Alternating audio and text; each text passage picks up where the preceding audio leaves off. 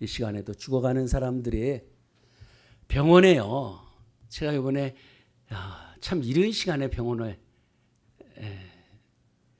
저 멀리서 태워서 세브란스 병원 가니까 8시 10분에 도착했는데 그 안에 헌혈 피 빼는 사람들이 줄이 얼마나 많이 서 있는지 가득 찼어요. 그 시간 그 이른 시간부터 사람들이 서 있고요. 여러분 죽어가는 사람들이 병원에 많이 있어요. 또한 각종 사고로 죽는 사람. 얼마 전에 교회에서 설거지하다가 30살 된 자매도 갑자기 죽었대요. 여러분 각종 자리에서 어쩌면 우리 바로 옆에 있다가 아니면 우리가 같이 있다가도 언제 떠나게 될지 모르는 그러한 삶을 우리가 살아가고 있습니다. 그런데 그들이 하나님을 모르고 살았다면, 하나님과 관계없이 살았다면 죽음과 동시에 영원한 심판이잖아요. 여러분 그런데 그 사람이 내 자녀라고 생각해 보세요. 내 부모라고 생각해 보세요. 내가 사랑하는 사람이라고 생각해 보세요. 여러분 끔찍하지 않습니까? 마음이 불편할 수밖에 없을 거예요. 저도 마음이 엄청 괴로울 거예요. 하나님을 잘 믿지 못하다가 죽은 사람들이 내 사랑하는 사람이라면 그것처럼 고통스러운 게 어디겠어요? 그런데 그 사람이 바로 여러분들 자리 옆자리에 앉아 있을 사람들이에요. 옆자리가 비어 있는 것에 마음이 불편하지 않다면 우리는 온전한 그리스도인이라고 볼 수가 없겠죠. 오늘 예수님이 천국 비유 잔치를 베푸시면서 예수님이 오늘 봉독한 말씀이 바로 예수님께서도 하나님께서도 그 마음에 견딜 수 없는 마음이 있어서 사람들을 데려다가 강권하여 내 집에 채우라고 말씀하는 거예요. 이 말씀이 오늘 우리들에게 들려지길 주님의 이름으로 축복합니다. 구원받은 자만 들려질 거예요. 진정으로 구원받은 자는 이 말씀이 들려질 것이고요. 구원받지 못한 자는 내가 하나님의 은혜를 모르는 자들은 또 지나가고 말 거예요. 오늘 본문은 15절부터 시작돼요. 15절에요. 함께 먹는 사람 중에 한 사람이 예수님의 말씀을 들은 거예요. 예수님 말씀 듣고 나서 하나님 나라에서 떡을 먹는 자가 복되다 하는 거예요. 맞아요? 틀려요? 하나님 나라에서 떡을 먹는 자가 복되다. 맞습니까? 틀립니까? 아멘이죠. 이거 하나님 나라에서 하나님 나라 잔치에 참여하는 자는 복된 거예요. 그런데 이렇게 말해놓고요. 16절에 보면요. 하나님이 큰 잔치를, 어떤 사람이 하나님이에요. 여기는 천국 잔치를 베풀었다는 거예요. 천국 잔치를 베풀었어요. 다 와라. 잔치, 하나님 나라에서 잔치에 참여하는 자, 떡을 먹는 자가 복이라고 이렇게 외쳐대니까 야, 그래, 내가 천국 잔치를 베풀어 준다. 다 와라. 17절에 다 오라니까 청했던 자들을 초대합니다. 모든 것이 다 잔치가 준비됐으니까 오십시오라고 얘기해요. 다 오라고 초대하니까 18, 19, 20절에요. 한결같이 사용합니다. 나는 밭을 샀어.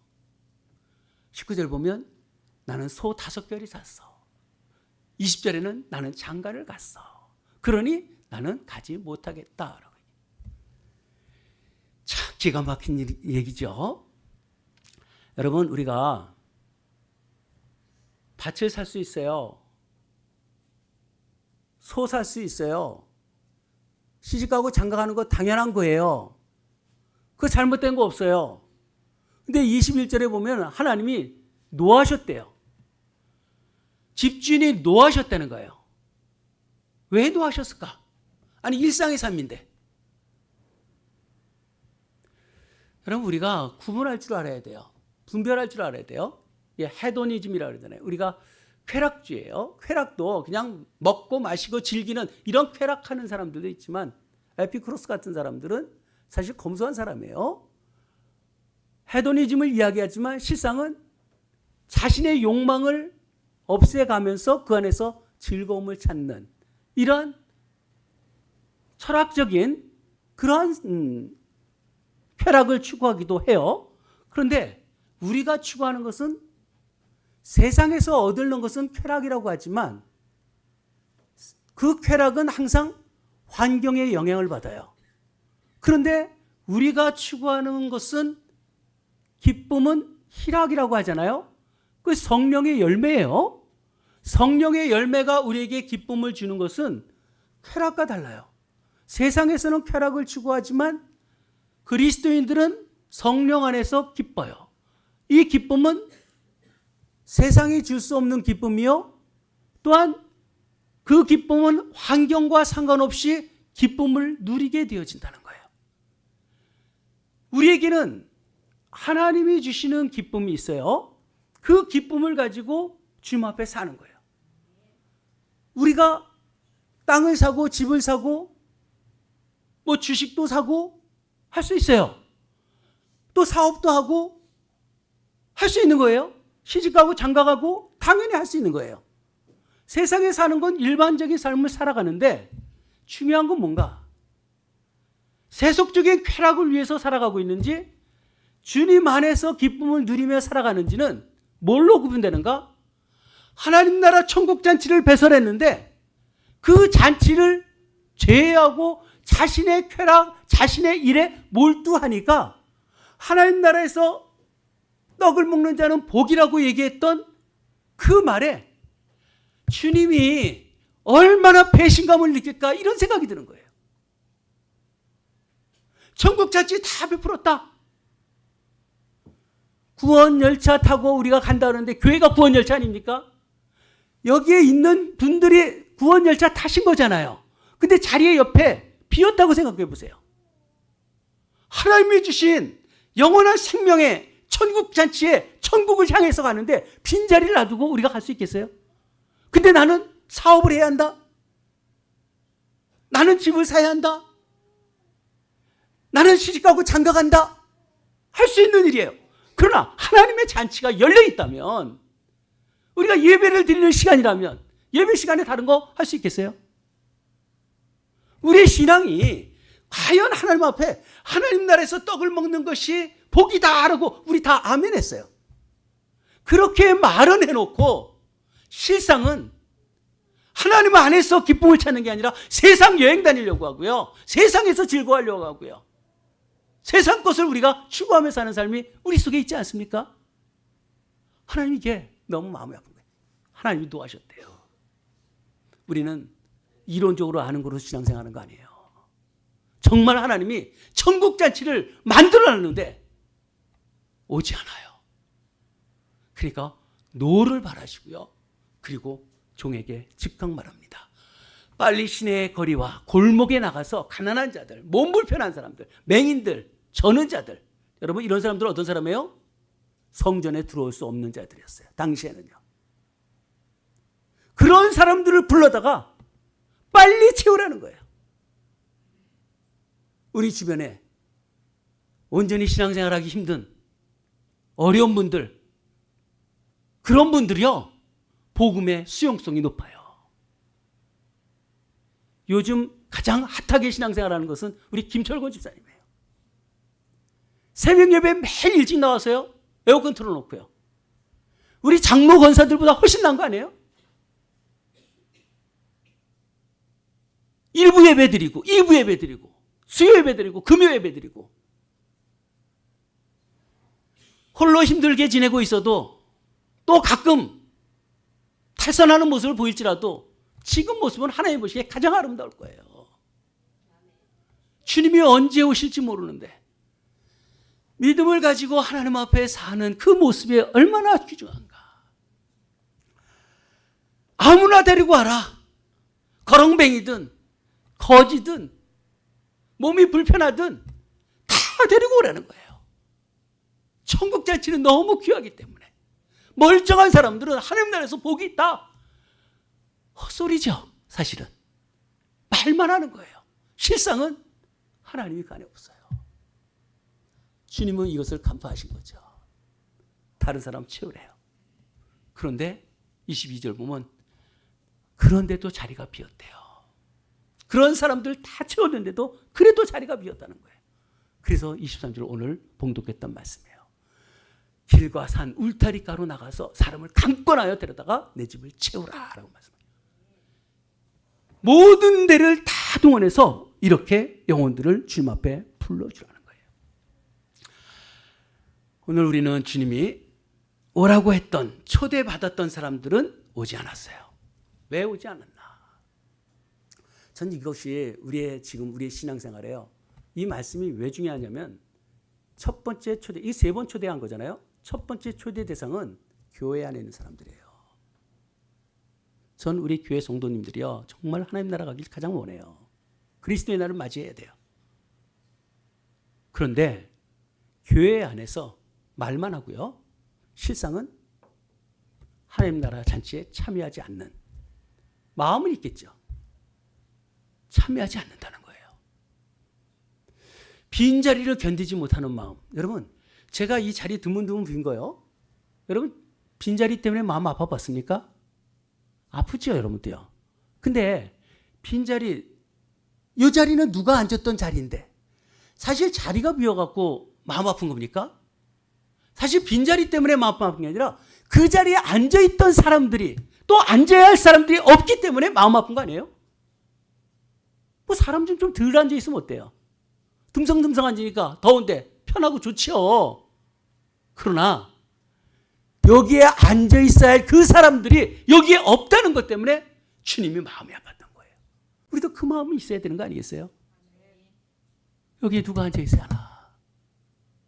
내 사랑하는 자녀들, 그리고 교회에 있다가 떠난 사람들, 어디서 신앙생활 잘하면 참 좋겠죠. 우리 자신들이 비워서는 안 될 자리가 바로 이 자리 아니겠습니까? 주님이 하신 말씀처럼, 주님이 마음이 아파하신 것처럼 우리가 이 마음이 아파서 이 자리를 채워야 돼요. 강권해서 채워서라도 하나님 앞에 나가야 돼요. 첫 번째 초청은 정말 복음을 잘하는 사람이에요. 하나님 나라에서 떡을 먹는 자가 복되다고 했던 사람들. 그런데 자기 일로 인해서 그 잔치 자리에 앉아있지 않는, 여러분, 이런 사람이 얼마나 위험한 사람인지 아세요? 신앙생활 대충 하다가 많은 사람들, 여러분, 혹시 우리 속에요 이런 마음 있으면요, 또 앞으로 이런 마음이 있으면, 이런 마음 생기면 오늘 24절 말씀을 보시기 바랍니다. 24절 봅니다. 함께 봉독합니다. 내가 너희에게 말하노니 전에 청하였던 그 사람들은 하나도 내 잔치를 맛보지 못하리라 하였다 하시니라. 여러분, 하나님 나라에서 천국의 잔치에 참여하는 것이 복이라고 얘기하면서 말만 했던 사람들은요, 복음에 좀 맛을 봤는데, 그리고 자기 멋대로 사는 자들에게는, 잔치를 참여하지 못하는 자들, 결국은 그들은 오지도 못한대요. 하나님 나라 잔치에 맛보지도 못할 것이다.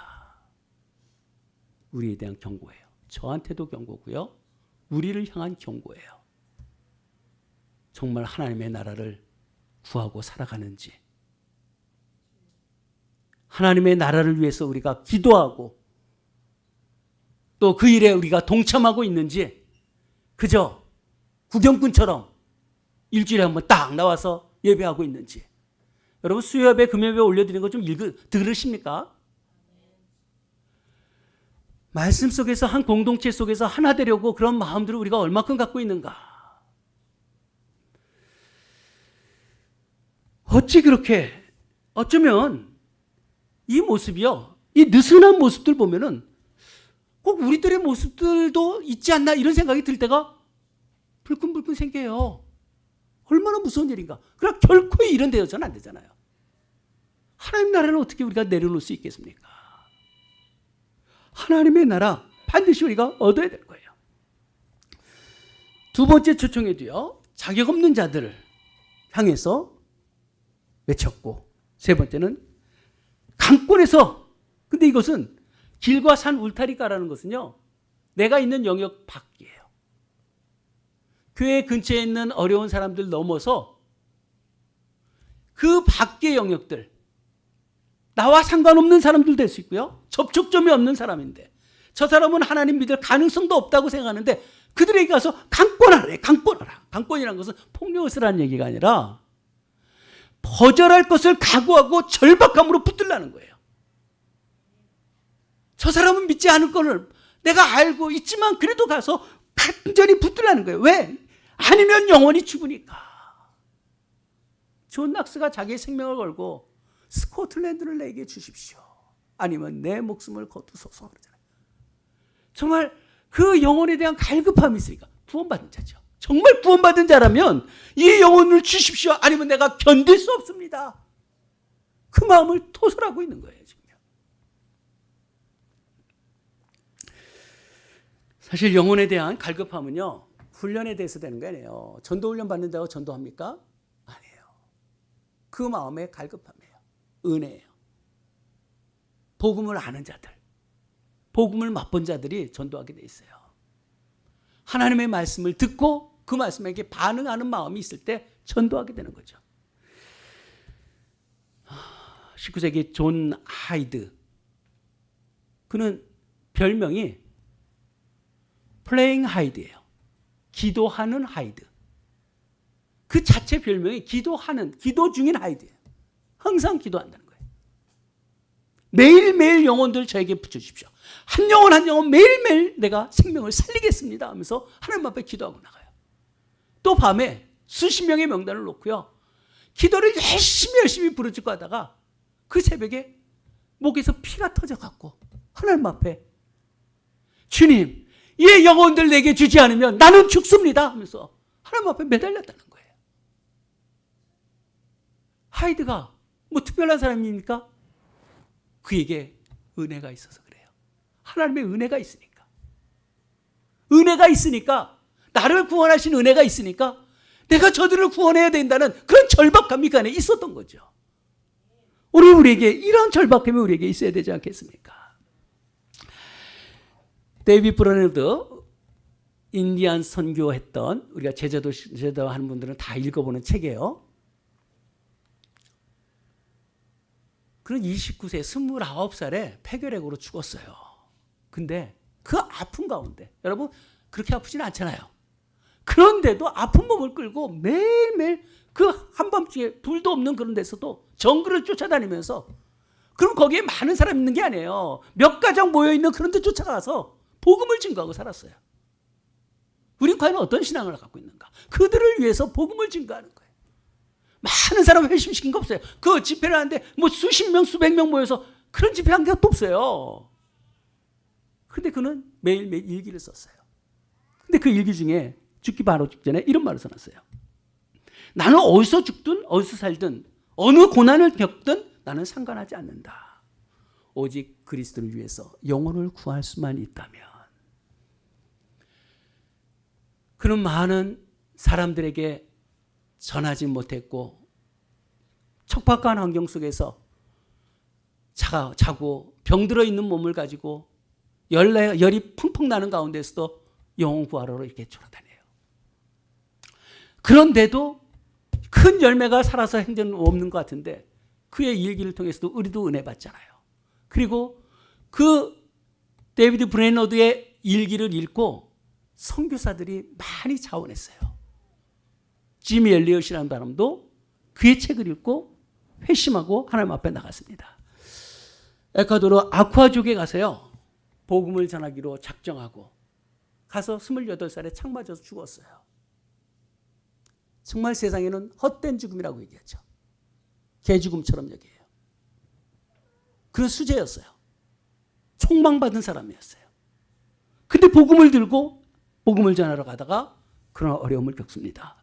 그에게도 일기에 이런 말을 써놨어요. 이룰 수 없는 것을 얻기 위해 가질 수 없는 것을 내어주는 자는 바보가 아니다. 이룰 수 없는 것을 얻기 위해서, 이룰 수 없는 것, 여러분 하나님 나라 이룰 수 있어요?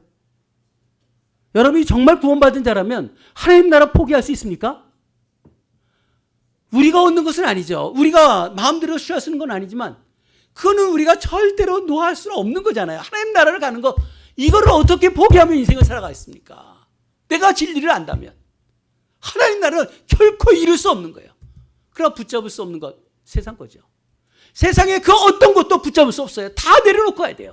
그거 잃는 것을 바보라고 하지 않는다. 쉽게 표현하면요, 영원한 것을 위해서 이 세상 것 다 버려도 그는 바보가 아니라는 거죠. 영원한 것을 얻는데 세상 것을 붙들고 있을 이유가 뭐가 있겠습니까? 그게 지혜로운 거 아니겠어요? 영원한 것을 얻는데 우리가 그런 관심을 우리가 갖고 있는가? 예수님이 진정한 하나님의 사람, 하나님의 아들이고 우리의 구세주가 되시고 우리를 위해서 십자가에 달려 죽으시고 부활하시고 다시 오실 것을 내가 정말 믿는다면, 우리가 그토록 이야기하는 그 신앙이 우리에게 있다면 내가 무엇을 헌신하든 주를 위해서 어떻게 살든 그것이 과하다고 얘기할 수 있겠어요?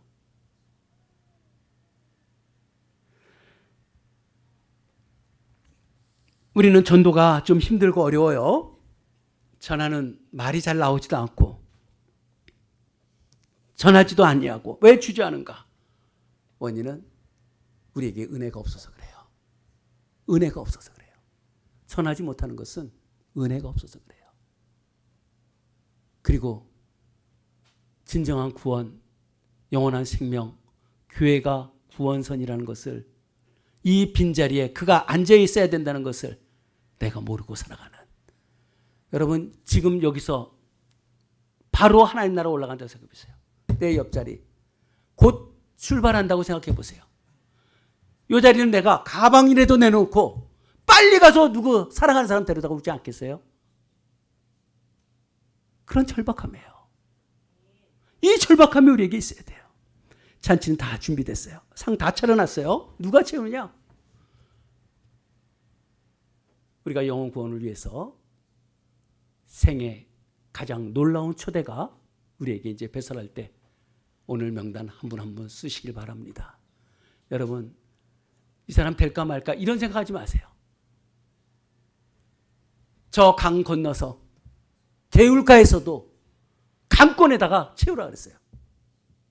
내가 접촉했던 사람들, 불가능하다고 느껴지는 교회 안티인 사람들까지도, 반감 갖고 있는 그들에게도 여러분들은 전하셔야 돼요. 오늘 말씀을 받았잖아요. 강권에서 그들을 채워야 돼요. 여러분 다 기록해 놓으시고요. 그리고 여러분 기도하십시오. 이 사람 저 사람 명단 적어놓지 않고 무슨 기도를 할 수 있겠어요? 내가 이 영혼을 내가 구원하겠습니다. 내가 알지 못하는 영혼까지 나가서 내가 전하겠습니다. 이 마음이 내 안에 없다면 어떻게 누구를 위해서 기도하겠습니까? 진정으로 영혼을 위해서 한번 기도해 봤으면 좋겠어요. 그리고 첫 번째, 하나님의 나라에서 떡을 먹는 것이 복이라고 외쳤던 우리 그거 알잖아요. 그런데 오늘 잔치의 맛을 보지 못한다고 말하잖아요. 오늘 이 말씀을 듣고 우리는 회심해야 돼요. 교회 안에서 먼저 우리 자신들이 주님 앞에 서야 돼요. 이런 말씀을 듣고도 여전히 우리가 잔치에 참여하지 않고 내일 하겠습니까? 하나님 앞에 나를 향해서 주신 말씀으로 알고 나는 첫 번째 초청 대상에 나는 아닌 것을 알아야 돼요. 두 번째 초청 대상은 다 오잖아요. 힘들고 어렵고 아픈데도 와서 예배를 드리잖아요. 어르신들 보세요. 정말 누구 말대로 대롱대롱 매달리면서 올라오시잖아요.